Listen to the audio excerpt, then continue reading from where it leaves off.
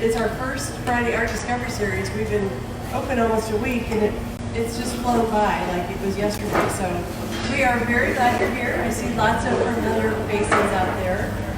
And make your way, get your beverages, make your way to the tables.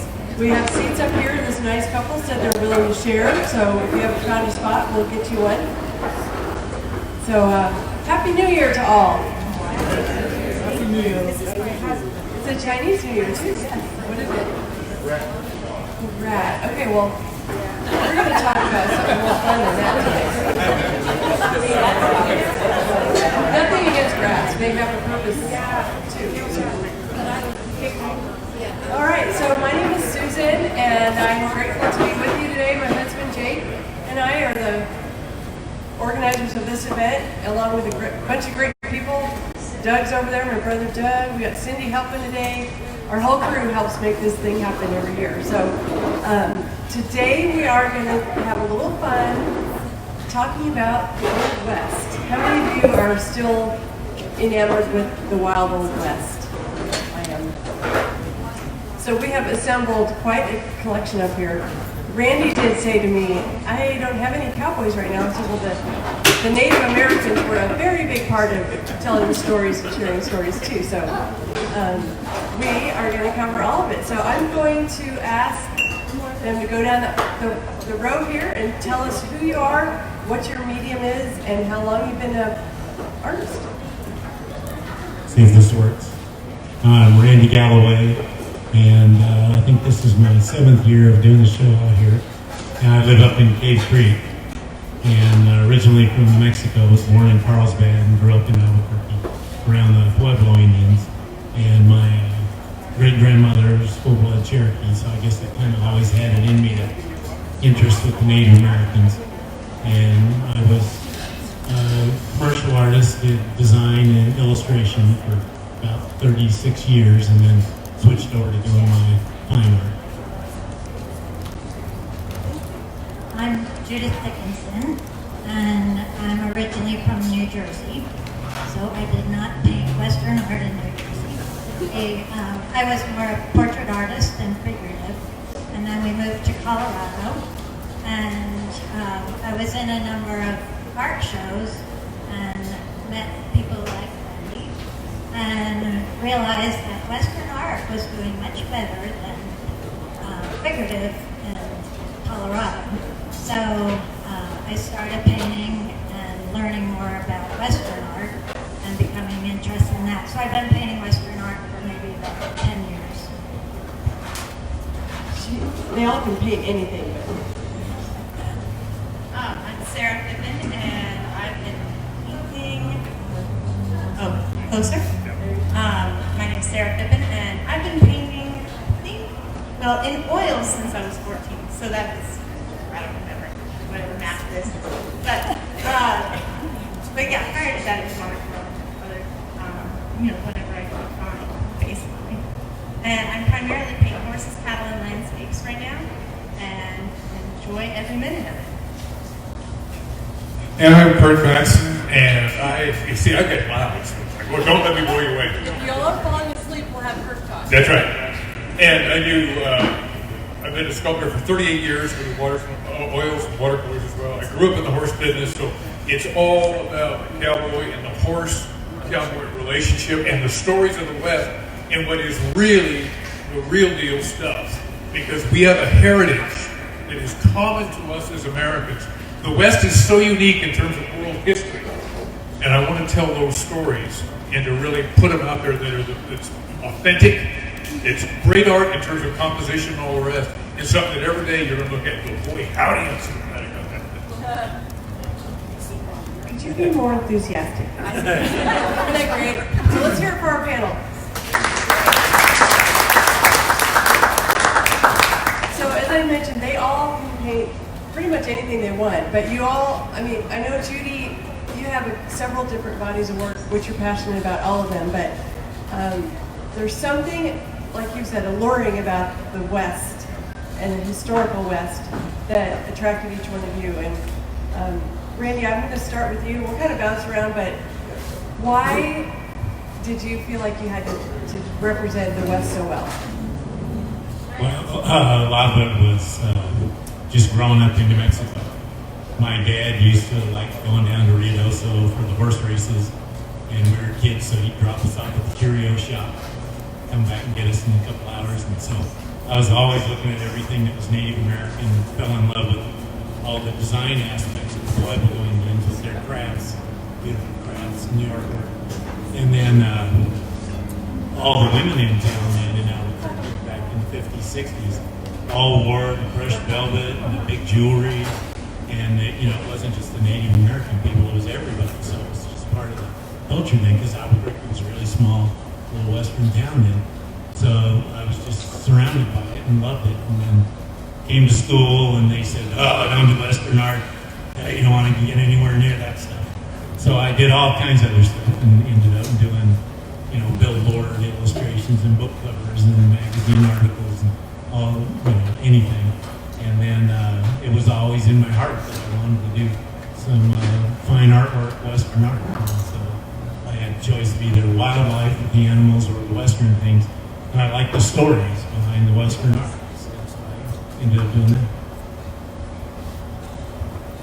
Well, most of you who have been to my area know that I love faces. And so when I decided to get into more of the Western art, the reason was I saw a painting done by James Bama, and I was just like, oh my goodness.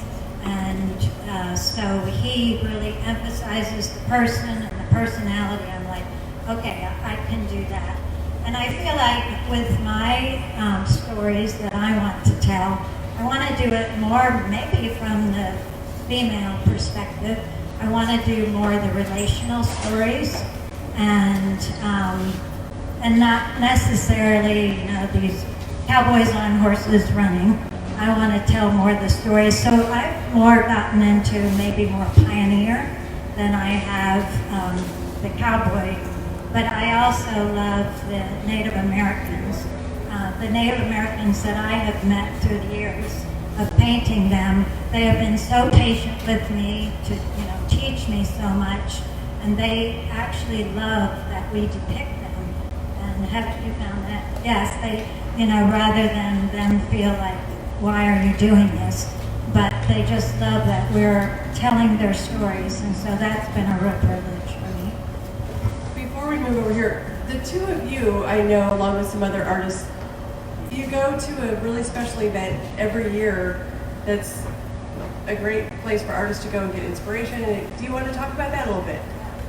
Well, Randy actually was one of the ones that told me about it. There's a number of them around the country, but we have gone to one that's in South Dakota, and it's called the Artist Ride. And they'll pick 50 artists and bring them onto this ranch. I don't know how many acres, huge ranch. And it's right near the Cheyenne River. And then they will bring people, Native Americans and cowboy types, children, all sorts of people that have become like family to us because we've painted them over the years. So you can see Ada, brothers, I've painted them many times. And in fact, Ada's in there with this old cowboy guy who, so we go there and we think of the scene that we want to set up. So you'll see Randy's are very different from mine. So I will picture, let's get these two in an old cabin. So we go there and I'll say, now Gary, he's the cowboy, okay, you need to pretend like you're having tea with your granddaughter. Take your little pinky and put it up in the air. So he does. But anyway, it's a great experience. It's about 4 days of just constant photo shoots, especially early morning and that early light in the afternoon and that golden light. And so we have a ball. Yeah, I went to the ride until I got over 10,000 photos, and then I thought, well, I guess I can give it a break now, So I haven't been back in the last few years, but every time I look at those, there's just a million stories and great times that we have with those people there. And one here was from the ride, and you can tell that this is just a moment in time, and there's a lot of love in here. And it just happened that it's like a three-ring circus when you're at the ride. There's just thousands of acres and stuff's going on everywhere, and you can just turn around, and we're paying the models every time we shoot them. So sometimes you'll photograph one thing and get totally involved in that, and then hear something behind you and turn around, see another great scene and go over there. Well, this little girl was dressed up in her little pioneer outfit. She was walking through the tall buffalo grass, pulling the horse all by herself. So she's sliding along, pulling, and I was getting some photos of her thinking, oh, this would be a great painting. And then I saw her dad, Jake, walk up, because I was wondering, why is she out here all by herself? And then so Jake comes in, and I yelled at him, and I said, Jake, go over and pick her up and put her on your knee, and let me get a shot. So he walked up, put her on his knee, and then I said, well, pull the horse around behind you so I can get this composed. And then all of a sudden, this dog loves that little girl. The dog came running out of the river, and you can see the dog's just shook off, it was wet. So the dog ran up there out of the river and then just hit this thing where he was looking at her, she's looking at the dog. Just a ton of love going on right there. So it's like a perfect thing. So I called it Cowboy Trifecta, because he's got his three favorite things there. His daughter, his horse, and his dog. So that was one of the pieces. That's perfection. I think it's a great resource, and a lot of conversations we have with our collectors here, they'll ask you, where do you get your inspiration and where do you get your ideas? Obviously, we do a lot of research, all of you, but I think it's fantastic that that organization exists for artists to get that inspiration and capture those moments. Yeah, it started all with Dances with Wolves. The one guy that puts it all together, Jim Hatzel, he was a photographer and also an actor, and he knew so much about that area. When Kevin Costner came in, he hired him to be a consultant on the movie. So Jim got to be actually in the movie playing a cavalry guy, and then he found out that there were so many great images there that he could start an event and have artists come and they could make money off of it. And then what Jim did was he made connections that he had with the Office of Tourism in South Dakota, that when he shot the photos from the ride, we all have to sign an agreement that we'll just use ours for our paintings, and Jim could sell his and use them for the Office of Tourism and make a living out of it. So Jim turned it into a big thing to make a whole living from it. That's great. And help lots of people along the way. Okay, so we're going to come on over to this side, and some of you might recognize Sarah's last name. Can we talk about that? Oh, sure. Yes, my grandfather was George Pippin, so my dad and his family lived in Skull Valley and Prescott. And then, there's a museum up there that my grandma helped start. And the community there really rallied around it, and they've had an art show there for many, many years. So my growing up, initially I came down and helped with the coffee and donuts at the gazebo for the artists. And then, over the years started to think, maybe I could do this, maybe. And so eventually came time to, try it. And the response was really good. And I really have appreciated, how many of those collectors have become friends and the encouragement that comes out of that. And so, I'm up in Colorado and come down every year and really appreciate this part of the country.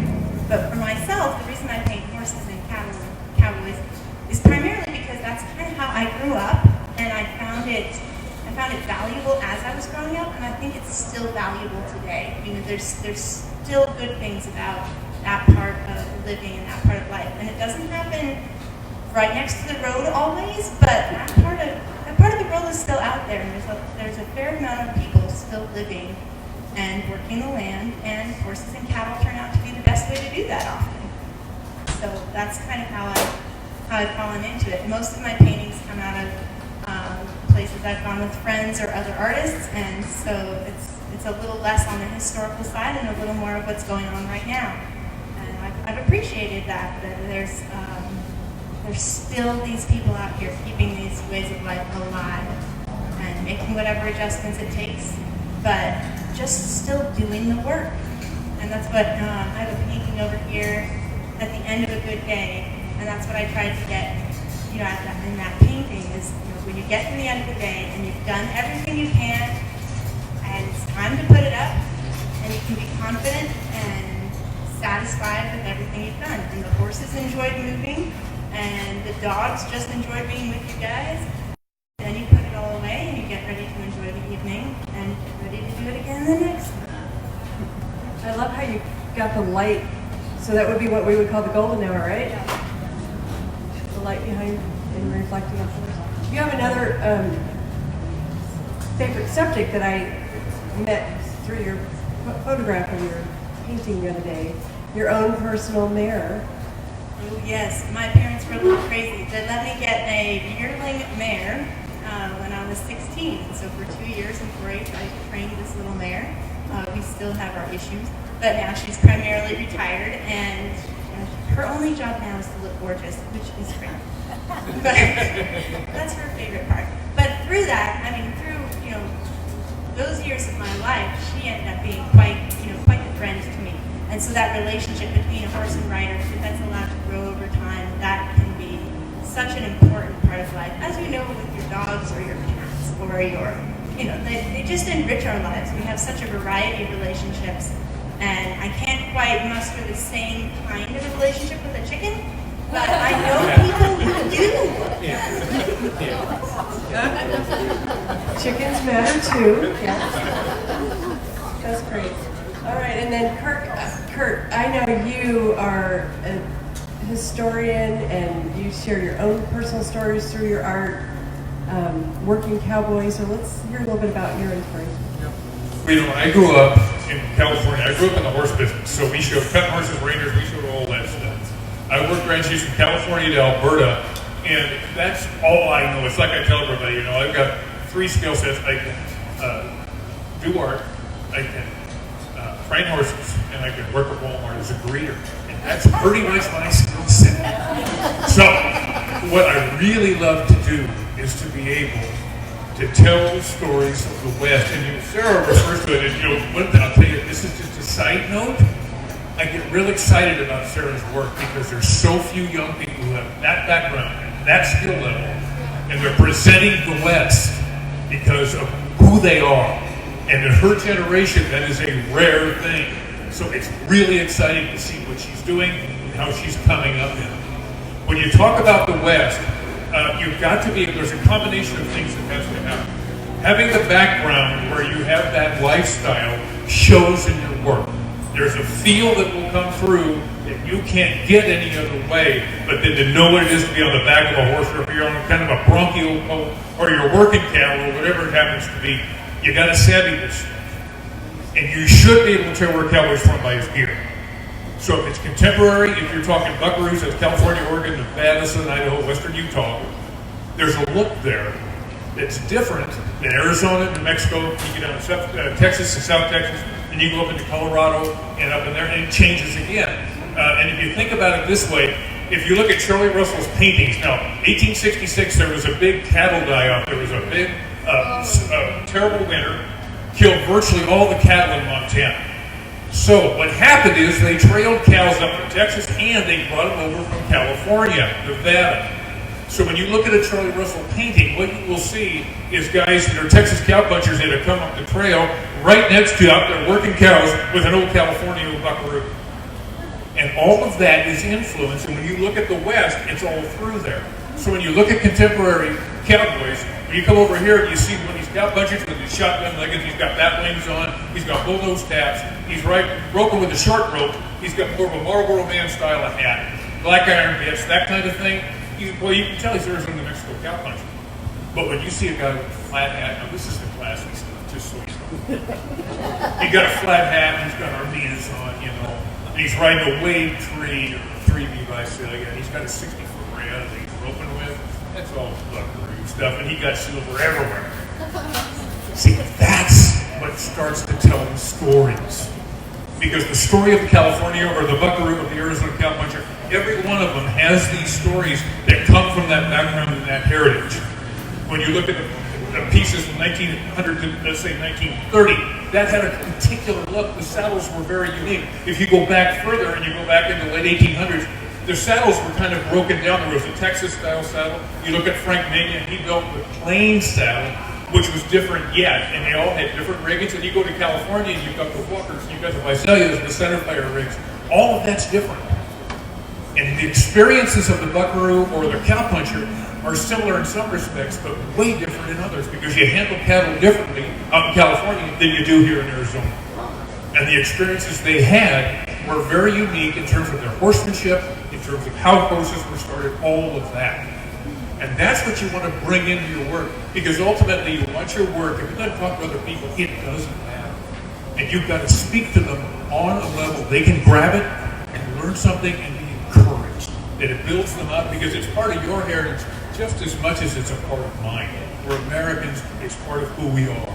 And I love to tell that type of a story and to get those in front of people, because that the real deal stuff is so interesting.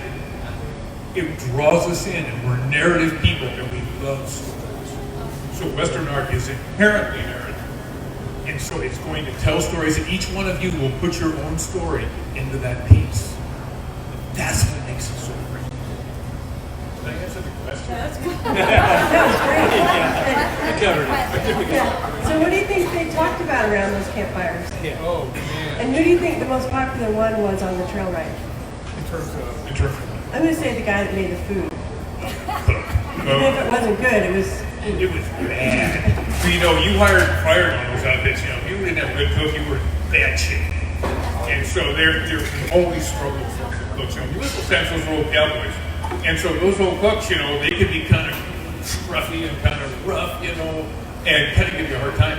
And if you got on their bad side, has anybody ever seen the movie Monty Walsh, the original movie, 1970? Oh, right, Jake. He gets extra points. Yes, Lee Marvin and Jack Palance. To give you an idea of what the cooks were like, and to this day, if you're on an outfit, the camp cook's a big deal, because he's out on the wagon with you. There's a scene in Monty Walsh where everybody's been griping about the cook because he's got really bad body odor.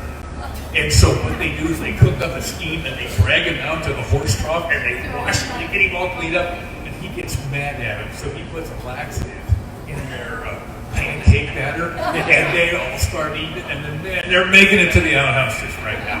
That's really typical of what can happen. never upset the cook. No. Whether it's at home or in cow camp. Or at Celebration Yeah. Cafe. That's right. We're at Celebration Cafe, Randy says. You have a couple of pieces with featuring like the cook and the pot over the fire, and Yeah. you know, your pieces really do tell great stories. Well, I've got a piece of clay over there. You guys have been by to see. It's called The Pie Thief. And he said, no, this is 1926. He said, well, he's at a ranch where they've got a cook shack. And so all the cooks, like I said, they're old cowboys, kind of broke up, can't write so much of the time. And they always have a good old dog with them. And that dog is their best friend. Because they're kind of scruffy guys. Everybody's out all the time. And so this old guy, and pies are a big deal when you're on an outfit. Man, you get pies. And so he's slicing his pie, getting the slits, let the steam out as he cooks it. And right behind him, his old dog steaming the pie on the back of it. He's kind of oblivious to the whole thing. That's what kind of stuff is. Makes me hungry. Did you want to say something? I got this one here that actually has the fire. And this little guy, this is a picture I took back in South Dakota with one of the Lakota Sioux. And that's what I like to do. When I was a kid and we'd go out camping and have a campfire, I just loved to sit and watch the fire and just pick at it with a stick. And so that's all he's doing, is just playing around with the fire, looking at it. It's just a great way to pass the time. And so when I was thinking of when I started painting up in Cave Creek, what would I name my studio? So the name of my studio is Twisted Fire Studio, because the fire is such an iconic symbol of the Old West. It's with all the cowboys, it's with all the Indians, it's in all the movies. There's always a campfire scene, so it's an iconic thing. So this is my signature piece here, Twisted Fire. And then This one is a mountain man, so they're part of the Old West too. And this guy that was doing this portrayal for me, his name is Yukon, and he grew up with some guys in South Dakota, and they started doing reenactments and going all around doing the reenactments of the mountain men, and they had a blast doing it. So ever since high school, they had done that. So now, when I get to see them, they're in their 30s and they're still doing it, going everywhere. And they would be a blast out at the Artist Ride, because they had a business card with all 4 of their pictures on it, and it was the boys from Illinois, and they would travel all around, and they'd come to the ride, and they always had a great big camp that they'd set up, and they always did the big cookout for us on Saturday nights. The mountain men would always make steaks for everybody, and we'd have a huge big bonfire. So these guys were a blast. Well, this guy, Yukon, at the Artist Ride, you can set up a private shoot, and any other artists that come by with their camera, you can say, no, this is a private shoot. This is just for me, and they have to abide by that as part of the rules. If somebody calls a private shoot, you're not allowed to take any pictures of it. So I had this idea, and I got the boys from Illinois, and then I got 2 Native American guys and their horses all decked out. And we were walking through the whole area while all the photos were going on, because I wanted to go clear down to the end of the river where there was a bend in the river for the idea that I had. And everybody was coming by going, oh, look at those guys, look great, we want to get photos. And I said, no, private shoot. So that was cool to just get to blow them off, private shoot. You're like a Hollywood director. Yeah. So we get down there, and my idea was the classic scene with the guys getting caught naked bathing and the Indians coming up on them. So there was always, when they would take the bath like that, there was always one guy that was supposed to wait on the side to scout around and make sure that nothing was coming, because they could all of a sudden have a mountain lion come up on them or some Indians or something. So in my picture, these 2 guys are totally naked. All they had was their hat. So they get out, they wade out in the river for me, and they've got the hat strategically located. And then the 2 Indian guys had ridden right up into where their horses are just into the water a little bit. And you see the one guy off in the distance with the pile of clothes, and he's running away because he screwed up and he fell asleep. And the Indians came, so he's taken off, and those guys are stuck there. So I have this guy, Yukon, he's got his hat over him, and I had him dip down in the water and then stand up so I could get the water coming off of him. And then the other guy's leaning back, and then the Indians, or the one guy with the big headdress, is leaning forward, and he's going like this with his hand signals, like, get up out of the water, because they were both down in the water. And so turns out Yukon, his buddies called me and said, it's Yukon's birthday. You have that photo that you shot of us naked in pink? They said, we want just a strip of it with Yukon coming up out of the water, so we can blow it up huge, and we're going to put it on the inside of the bathroom door, life size. So when people at the party go in there and shut the door for his birthday, there's Yukon naked in there. Fun with art. Okay, so aside from the naked part, how many of you who have had real jobs, wouldn't you rather be like a guy from a boy from Illinois, like go do this fun stuff? And that looks like Bob Bear. How many of you know Bob Bear? Doesn't that look a bit like Bob? Yeah. So that's a great story. And I'm going to just tell you, a lot of people when they first meet Randy, they think he's very quiet. But I'm going to tell you, he's hysterical. Whenever he comes by the office, I'm always like, oh good, I get to get a story out of Randy. So thanks for sharing that. Can you top that too? Yeah. I don't know. On a more serious note, one of the special things for Gary and me, as we've done these shoots, has been meeting some of the Native Americans that have become good friends with us. In fact, I painted Thomas White-Eagle many times, and he just invited me to his wedding this year, so I was very touched with that.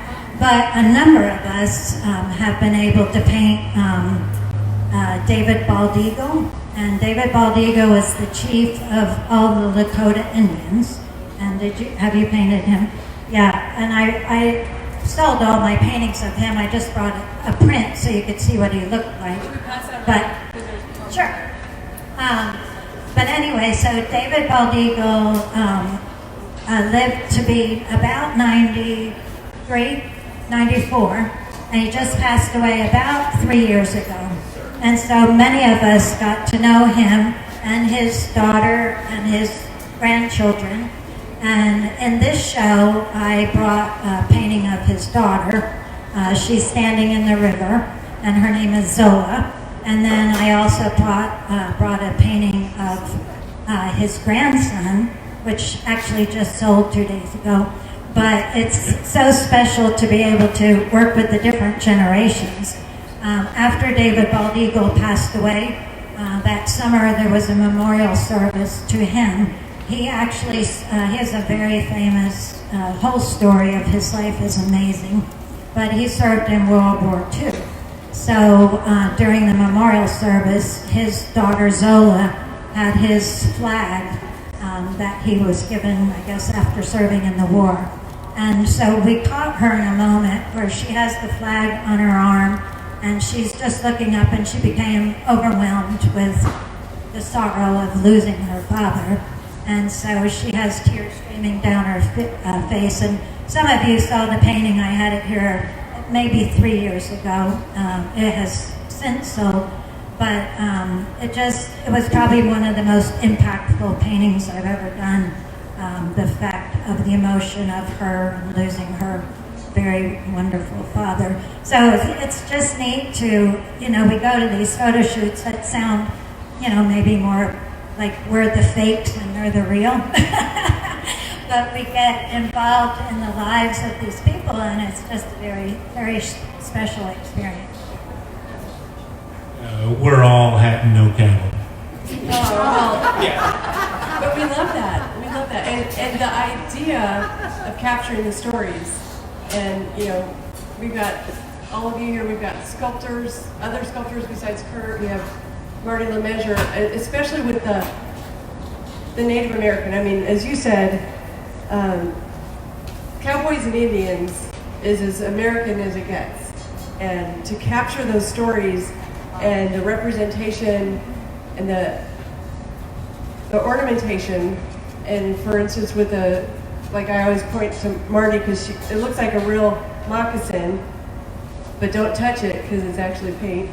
But each of the different tribes, just like the Cowboys, had different signature looks, whether it's the spurs or the bits, and we'll talk more about that. But capturing those images of the Native Americans and the different beadwork from the different tribes, I mean, that's fascinating.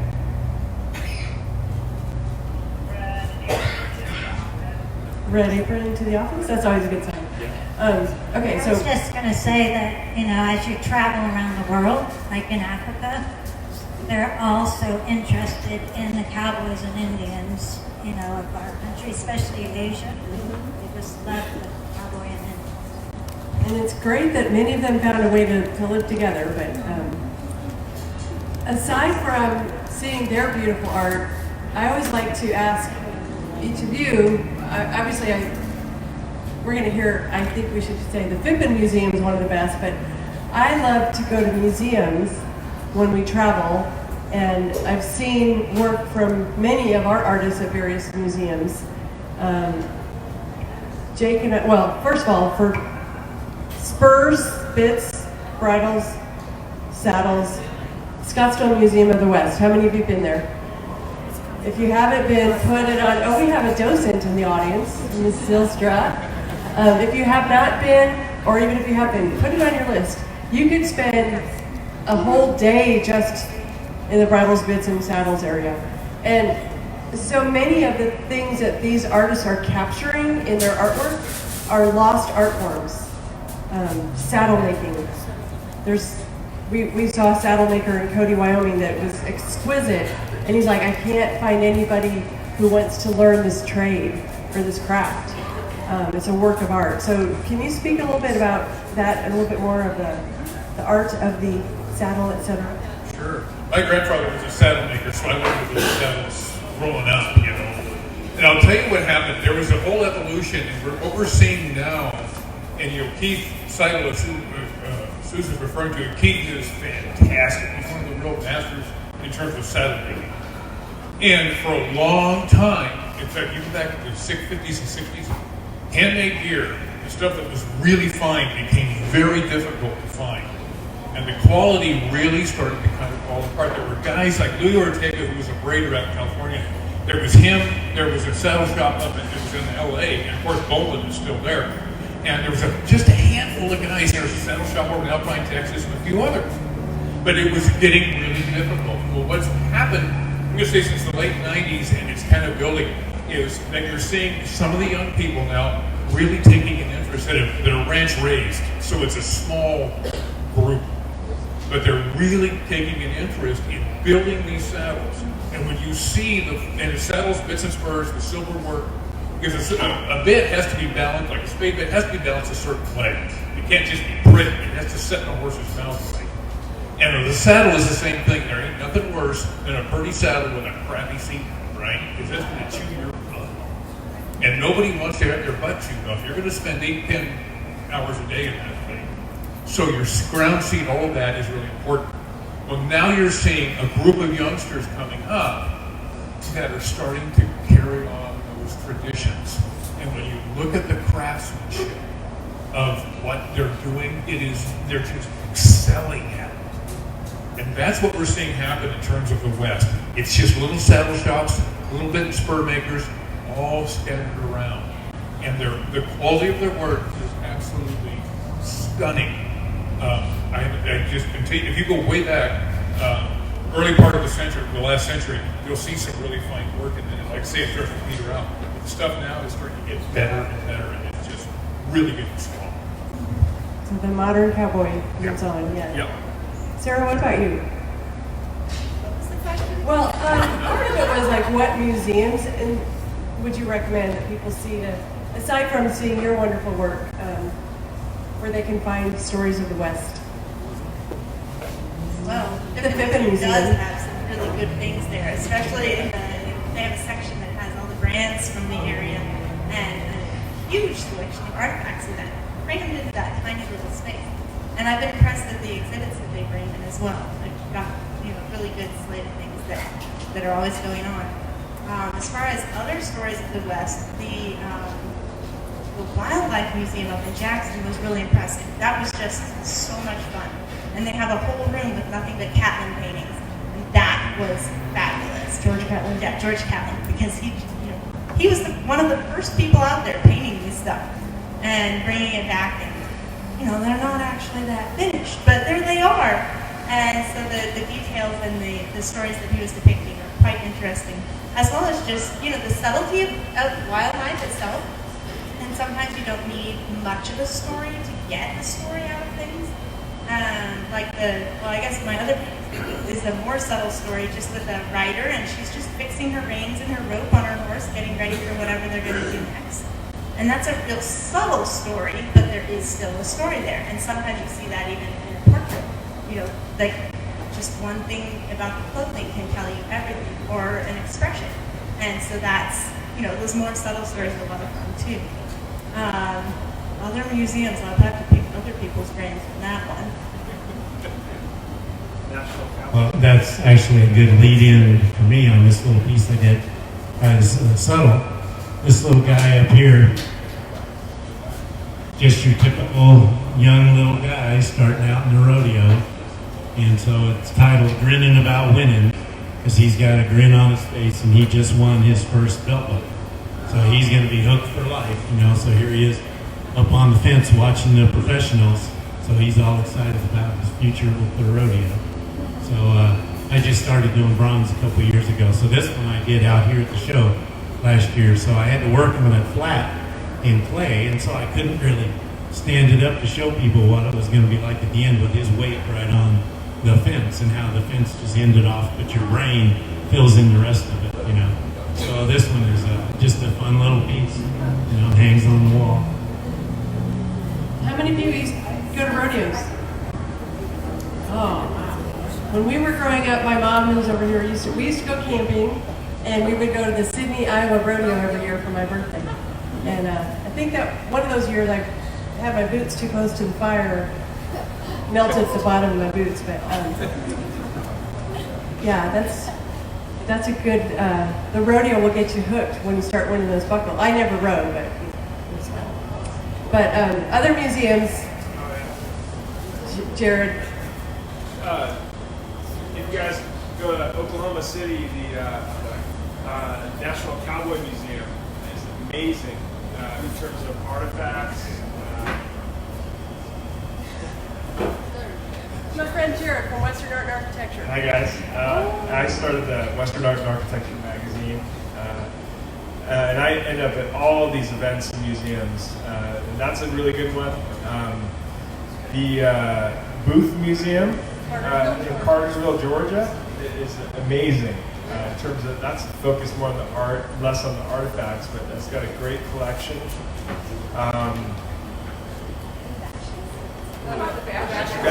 Yeah, Bashes. That's another good one. Yeah, another organization that goes along with exactly what you're saying in preserving these trades and arts like the leatherworking, bit and spur, silver, the braiding, is an organization called the TCAA, Traditional Cowboy Artisans of America, and it's that's something to check out if you really want to.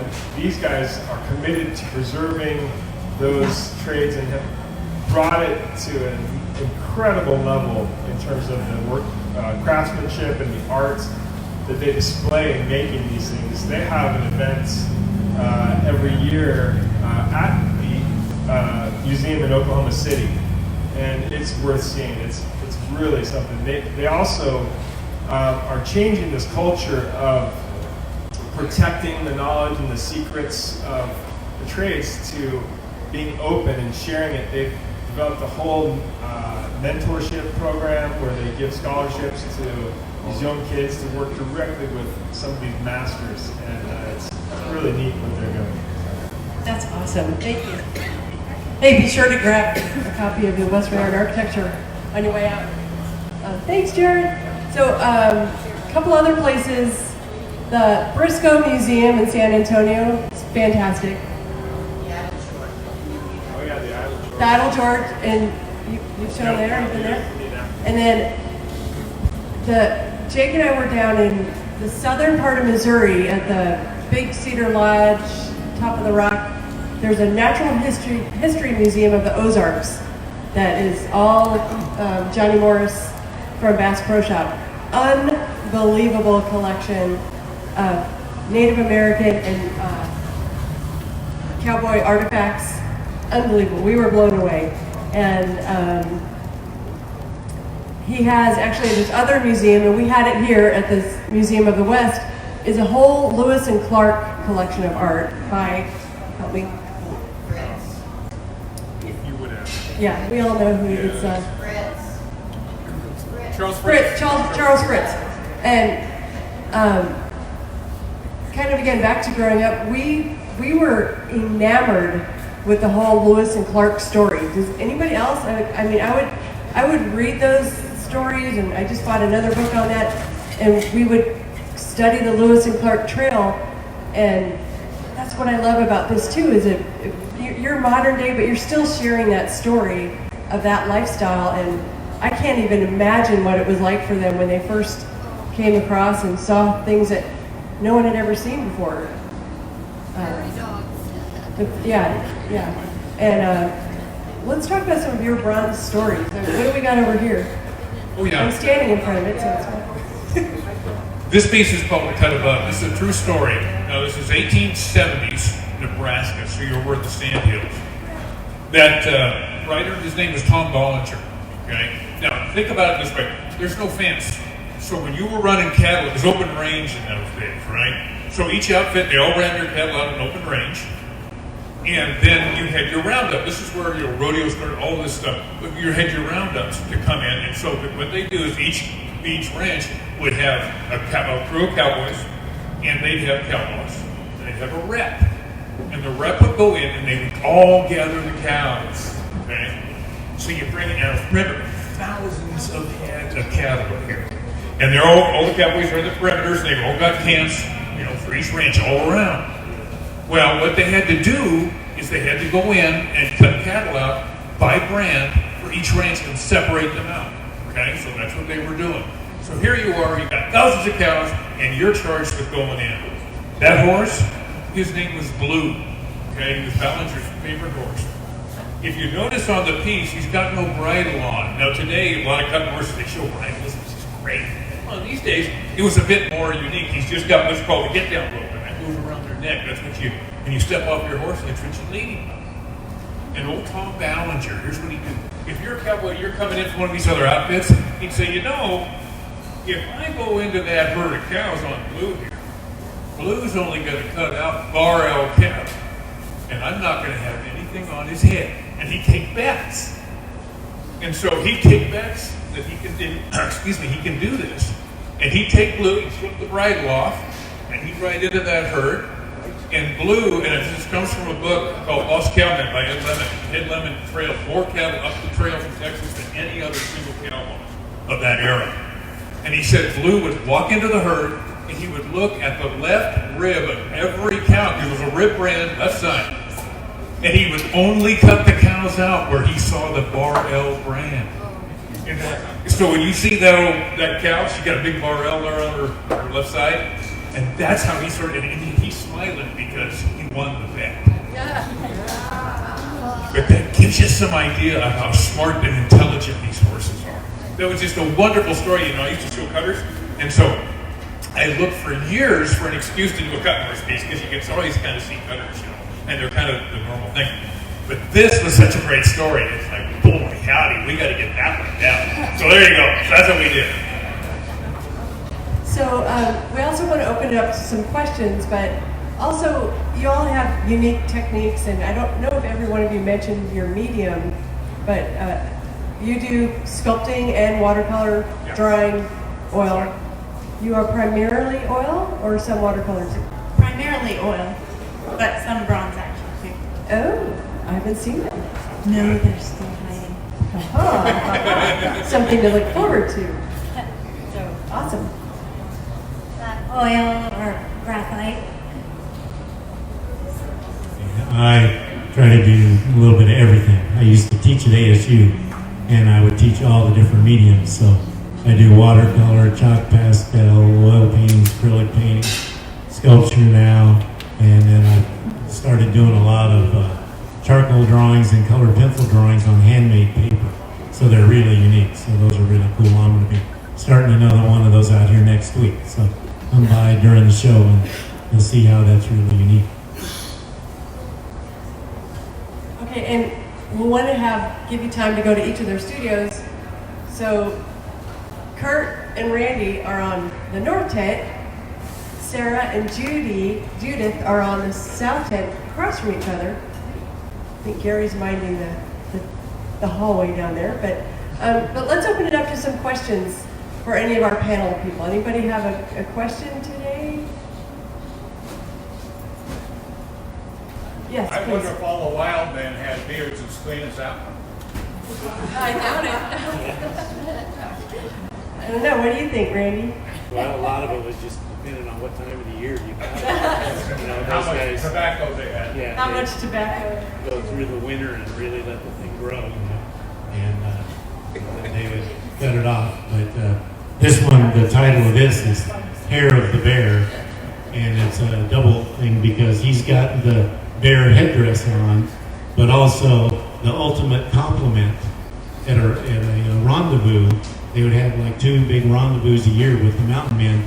So they'd be living out in the wilderness having incredible experiences, and then they would all meet up for these rendezvous and talk to each other and tell all their great stories.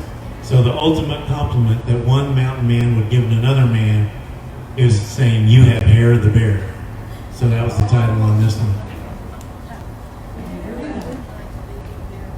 Somebody else had their hand up for a question. Oh, yes, please. I was interested in talking about the fact that there's almost a different culture and a different nature of the West and there's different parts of the West. Those of us who come from the East, the Midwest, kind of thought the West was all the same. But from what you're saying, there's a difference between some people from Montana versus. Yeah. Yeah. And that goes all the way to the East Coast too. Right, is that written up anywhere, or any books that you recommend reading? You know, I'll tell you, one of the best books, if you can find it. Now, it's relatively contemporary. If you get a book, it's called North American Cowboy, a Portrait by Jay Dessard.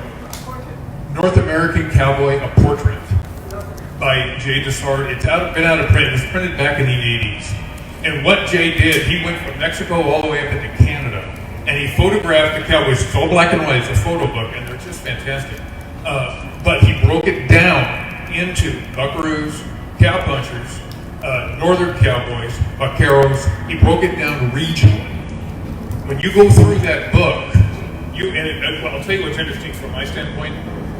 You'll see all these fashion changes in cowboy world because things have changed from the 80s until today. But you'll see a buckaroo, chink leggings, Packer boots. Now, you don't see Packers like you used to, but in my day, that was the big deal for Packers. You're going to see weight saddles, 3B bicycles, 8-foot rails, snaffle bits with slobber leathers and party ropes, and colt started with hackles. When you come here to Arizona, you're going to see more black iron bits. You're going to see Will James trees, more plain kind of stuff. There's one guy, his name is Monk, and he was in California when he came over here. But it's a really wonderful gear. But you'll see the difference, the big shot of that wing leggings and that. But it's one of the best references I can give you to give you some kind of an idea of how they broke down. And if you go back historically, when you look at Russell's one of my best examples, because he combines the vaquero and he combines the cowpuncher, because he was in Montana where all of that came together. And the more you look at it, you'll notice the buckaroos, because they got flat hats like mine, they got big silver bits on, their saddles are slick forks, so they do this instead of having a swell. And they're going to be roping with big long ropes as opposed to short ones. And so you can see big old eagle tapped arrows on there. Those are all the buckaroos and vaqueros that came in. So that's a great reference is the Sarge book. One thing I like too about art is it invites us to slow down and think about these things, because who would have known? But it's still true today, depending on where you are in the country, even modern America. We all have like little different idiosyncrasies and such, but and I think that museum, I mean, again, depending on where you go, there's a lot of reference material to where the bits and bridles and saddles come from and what era it was from as well. And I think you mentioned the Basha Museum. Eddie Basha has arguably one of the best collections of cowboy artists of America, CA art. And what I like most about it is all the little stories behind the pieces. Just like you have here when you meet and talk to the artist, you have that connection. And Eddie has all these pieces. It wasn't just the artwork, it was the note, like that Joe Beeler would write him a personal note with a little drawing on it and so forth. So when you buy art from artists and you get little follow-ups from them, save it for your personal collection, because it amplifies the story. Yes, young man, you have a question for me. Did you forget it? No, okay. Can you shout it? What kind of saddle should I get? What kind of saddle should you get? Well, I think we'll ask our guys here what kind of horse you have and what do you want to do with that? Sarah? Well, what kind of horse do you have? Oh, you don't know what your horse is yet. Do you have the horse yet? Okay, you should definitely get the horse first, and then the saddle. Get one that fits your bum. Yeah. But if you go to a saddle shop, they usually have somebody who's good at fitting saddles. And you may have to wait for the older person who knows how to fit saddles or somebody who's trained under him. But make sure you get a saddle that fits your horse, because you don't want a saddle that'll pinch his shoulder blades, because those shoulder blades are actually not attached skeletally to the horse. They're only slung in there with other muscles. So you'll want to do that. But yeah, take care of your horse, and your horse will take care of you. That's a good saying. We got to watch it. He's going to run the world one day, this young man. Curious and a good listener. Two very good traits. So we like that. Question? Yeah. There's an awful lot of realism up here, and to some extent, you kind of see the story even before you tell it. And then we listen to your story, and it becomes more obvious, yeah, that's what I was thinking. But I'm curious, you mentioned the Museum of the West. There's a great Maynard Dixon show down there where it's not as obvious if you don't read it. And I wonder if you are inspired the same by Maynard Dixon and Joe Beeler, on and on. I mean, we know about your museum, Sarah, but or your families, but what does that do to you? Do you prefer the photo shoots and the realism, or do you also get inspired by historic artists that are doing quite a more abstract work or a little different to figure it out? Absolutely everything is inspiring. I mean, there's just very, very little that doesn't have something to teach us. I mean, every once in a while it's what not to do. But on the whole, there's so many. I mean, good composition is good composition, whether it's a complete abstract or whether it's the most representational thing you can come up with. And so that is, and the color theory is still there, the values are still there, and so all of those techniques and all of those, they're always applicable. Whether it's something from Norman Rockwell or maybe even Jackson Pollock, happen to stumble on some things occasionally. So it's, it's one of those things where it's good art is always good art, and there's some things that are going to be standard across the board. And I'm not an artist, but I collect art, and I do think that some of those just little whispers of the story, like you were talking about, Catlin, or just a little sketch, you still get the emotion in the story. Don't you agree? Yeah, sometimes it's just that. Yeah, I love all types of art, and Maynard Dixon's stuff is some of my favorite. And his is just stylized. It's realism, it's just stylized. And I had a lot of that from my graphic design background, because that's what graphic designers do, is they stylize everything in the world. And so when I was in graduate school, I did a special report on a compare and contrast between Maynard Dixon and Ed Mill. And so I'm totally aware of his and love it all. I love everything Maynard Dixon did, everything Ed Mill did. So, I just chose the super realism type stuff that I do because I found out not that many people can do it. So it was a unique thing for me. I had the patience and the motor skill to do that little tiny detailed stuff. And notice it and know where from your photo reference what to take out, but you don't need to tell the story in there and what to keep in. And with my design background, stylizing things. And so, if you looked at the photo and then you looked at the painting, there's a huge difference. And I have a wonderful little piece that I got at Kurt's house of it, just the charcoal of the horse head. And I just saw it, and it's just, kind of loose, but I'm like, ooh, I'm taking that home with me. So, yeah, I mean, art speaks no matter what it is. Yes? If you ever get up to Colorado, there's a wonderful little town called Craig, way northwest. It's about 30 miles south of Wyoming and 30 miles west of Utah. And that is the area where Butch Cassidy used to hang out. It's also the end line of many of the cattle drives. They went up to the valley of the Yampa and the Green River where the grass was. So they would bring the cattle up. And as a result, Craig has a wonderful collection of chaps used by all the different types of cowboys, even sheep herders that came from Utah. So Craig, Colorado?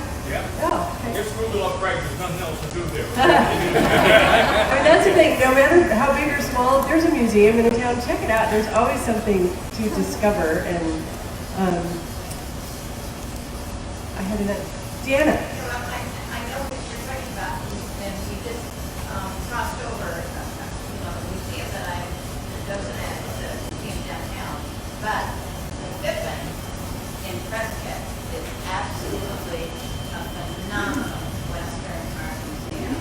And we know we've talked about all the other museums, and they are great. I love the booth. I love the other. Oh, we love the Pippin, yeah. But I love the Pippin, and it's Prescott. You've got to go see her namesake. And the Pippin art show every summer, or every Memorial Day. Yeah. And they have a great show going on right now, Wildlife. What? Wildlife.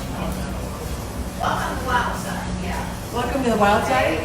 Walk on the Wild Side. Oh, Walk on the Wild Side at the Pippin. Okay. Great wildlife art. The art, they're just so wonderful, such a great. Another, the Buffalo Bill Museum in Cody is awesome. Wickenburg. Yes, they have an Ed Mello. They have an Ed Mello thing there. Yeah, so we could do a whole session. And by the way, we do have a podcast now. For those of you who like what we do here, we launched a podcast over the last few months, and there's a recent interview with Trish Loescher, Dr. Loescher from Museum of the West, and the Herd Museum too. I mean, we could go on and on, but museums are great.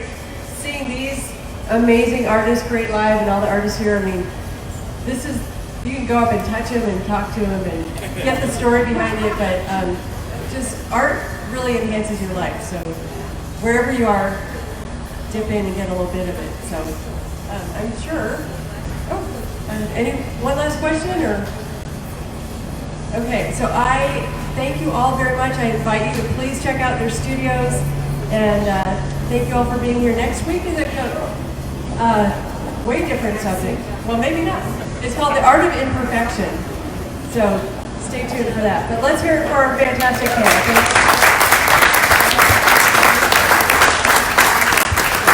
And feel free to get a closer look at their art and of their studios. So thank you very much.